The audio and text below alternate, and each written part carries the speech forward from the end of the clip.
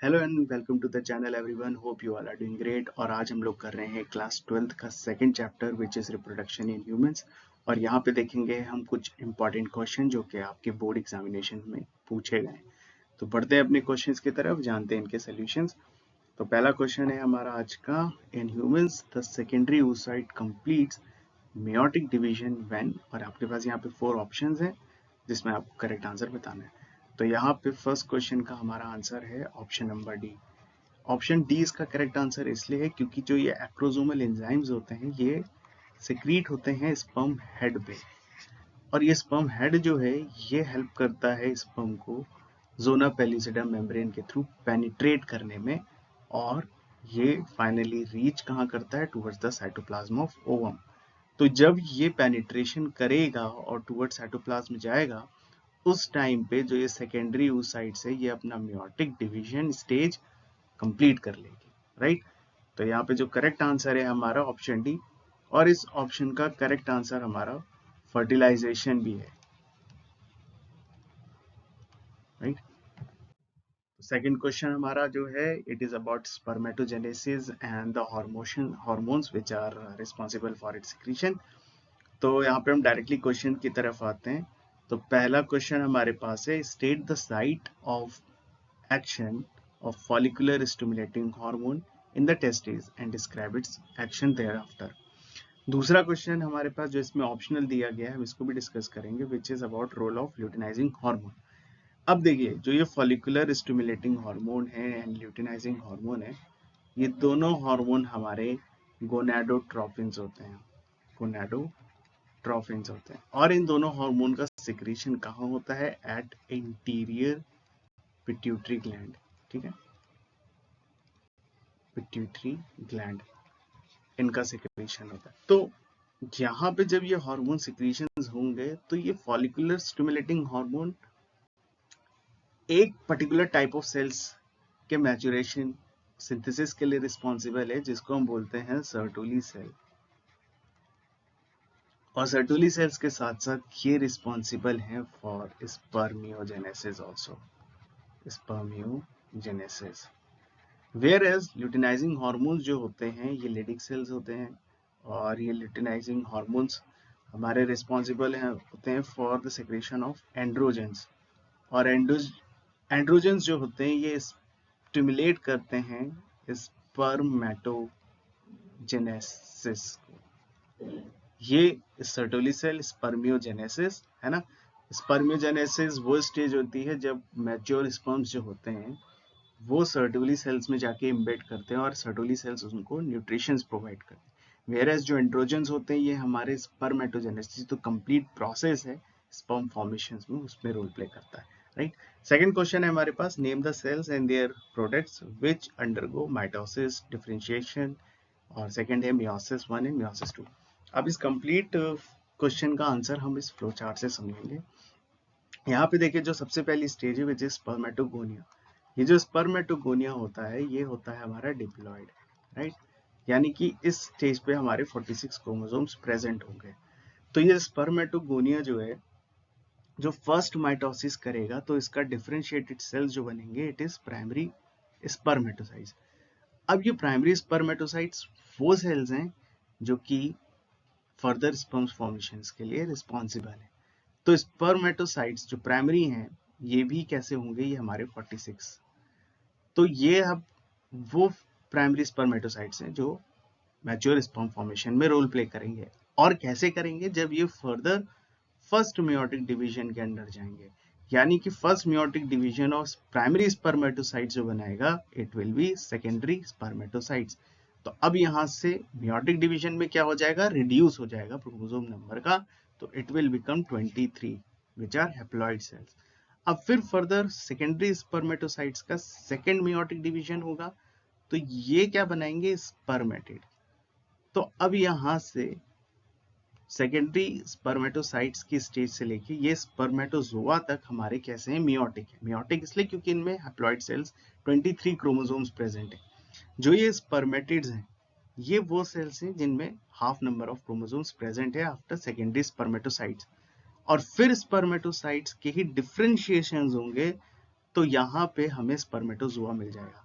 तो स्पर्मेटिड्स में हमें फाइनली 23 हैप्लॉइड सेल्स तो मिल गए, लेकिन उनका डिफरेंशिएशन जो होगा वो स्पर्मेटोजोआ होगा, और स्पर्मेटोजोआ ही जो स्टेज है ये फर्दर स्पर्मियोजेनेसिस कहलाती है, राइट। तो ये यहाँ पे इसके आंसर्स हो गए। नेक्स्ट सी ऑप्शन हमारे पास है, C third question, which is name the accessory ducts that the sperm travels through from seminiferous tubules to reach the epididymis. तो कैसे एसेसरी डक्ट्स के थ्रू ये मूव करती है, तो आपको ये एसेसरी डक्ट्स का नाम बताना है। फ्रॉम सेमिनिफेरस ट्यूब्यूल्स से टूवर्ड्स ये जाएगी एपिडाइडमिस में। तो इसके बीच में दो डक्ट जो हैं, it is rete testis and Vasa efferentia. फिर होती है हमारी एपिडाइडमिस, एंड देन फोर्थ होता है हमारा vasa deferens, ENS, right. Next question है हमारे पास, which one of the following hormone is secreted by the human placenta that helps in the maintenance of pregnancy. तो यहाँ पे रिलैक्सिन, ऑक्सीटोसिन, HCG और HPL चारों हमारे ऑप्शन जो है वो प्रेगनेंसी हार्मोन्स हैं, लेकिन जो मोस्ट करेक्ट आंसर है जो मेंटेन करता है प्रेगनेंसी को, it is human chorionic gonadotropin hormone, because ये मेंटेन करता है एंडोमेट्रियम लाइनिंग को जब मदर जो है बेबी कंसीव करती है, राइट। तो human chorionic gonadotropin is the hormone. Next question है आपको यहाँ पे बताना है, draw the diagrammatic sectional view of ovary of human female and label the following. तो आपको यहाँ पे जो 4 ऑप्शंस दिए गए हैं, ये 4 ऑप्शंस, ये 4 पार्ट्स हैं एक्चुअली जो आपको लेबल करने हैं, और ये इसका करेक्ट डायग्राम है, राइट। तो ब्लड वेसल्स ये आपको स्टेजेस के फॉर्म में दिया गया है। पहले ब्लड वेसल्स से प्राइमरी फॉलिकल्स बनेंगे, आफ्टर प्राइमरी फॉलिकल्स यहाँ पे सेकेंडरी फॉलिकल्स बनते हैं, फिर टर्शियरी फॉलिकल्स, फिर ग्रेफियन फॉलिकल्स बनेंगे। उस ब्रेकियन फॉलिकल से जब ओवम बनेगा, ओवम क्या करेगा, ओव्यूलेशंस के थ्रू ओव्यूलेट करेगा, एंड कॉर्पस ल्यूटियम क्या है, वो डिजेनरेटेड पार्ट्स हैं जो फर्दर से वापस से एंडोमेट्रियम लाइनिंग फॉर्म कर देंगे, राइट।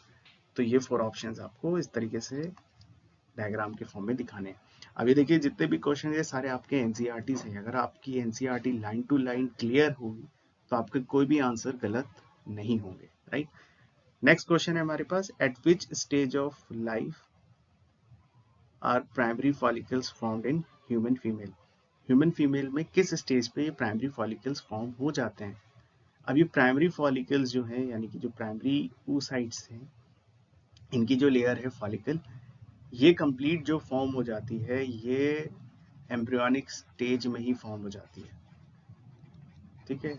ये एम्ब्रियोनिक स्टेज में ही फॉर्म हो जाती है, इसीलिए इसके जो नंबर हैं इट इज लिमिटेड। नेक्स्ट है हमारे पास, explain the events both hormonal and structural that occurs at the time of ovulation till the onset of next menstrual cycle। अब यहाँ पे आपको हार्मोनल एंड स्ट्रक्चरल एक्सप्लेन करने हैं इवेंट्स। तो यहाँ पे आप इस डायग्राम के थ्रू देख सकते हैं, इस चार्ट के थ्रू देख सकते हैं कि जो ये ल्यूटिनाइजिंग हार्मोन है और फॉलिकुलर स्टिमुलेटिंग हार्मोन्स है अलॉन्ग विद द एस्ट्रोजन, ये जब अपनी पीक पर हैं तो उस समय पे क्या हो रहा है, maturation of follicle and ovule formation, ठीक है, ओव्यूलेशन हो रही है, maturation of follicle and ovulation हो रहा है, ठीक। तो हम इस स्टेज को बोलते हैं ओव्यूलेटरी फेज, ठीक है। अब इस ओव्यूलेटरी फेज में हमारा जो ओवम फॉर्म होता है, राइट, तो इसके पूरे मैचुरेशन में जो हार्मोन्स रिस्पॉन्सिबल है वो luteinizing hormone, follicular stimulating hormone and estrogen hormones हैं।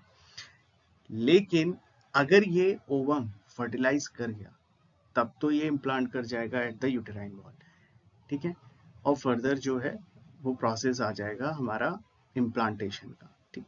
लेकिन अगर ये फर्दर फर्टिलाइज नहीं करा, ठीक, तो क्या होगा उस केस में, ये डीजेनरेट करेगा, और डीजेनरेट करने से ये बनाएगा जो कॉर्पस ल्यूटियम्स हैं, देखिए डेवलपिंग कॉर्पस ल्यूटियम, ठीक है।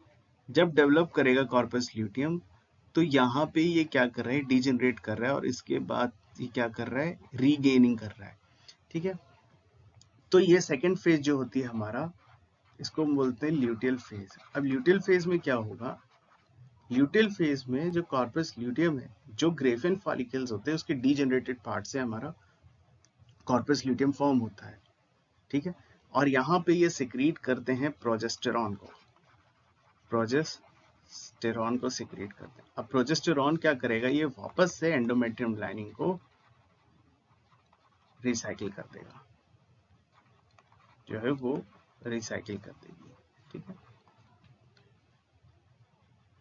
तो ये थे आज के कुछ इंपॉर्टेंट क्वेश्चन। आई होप आपको ये सेशन अच्छा लगा होगा। आपका कोई भी क्वेरी है आप नीचे कमेंट सेक्शन में लिख के जरूर पूछ सकते हैं। मिलते हैं आपसे अगले वीडियो में धमाकेदार नए टॉपिक के साथ। Till then take care, all the best.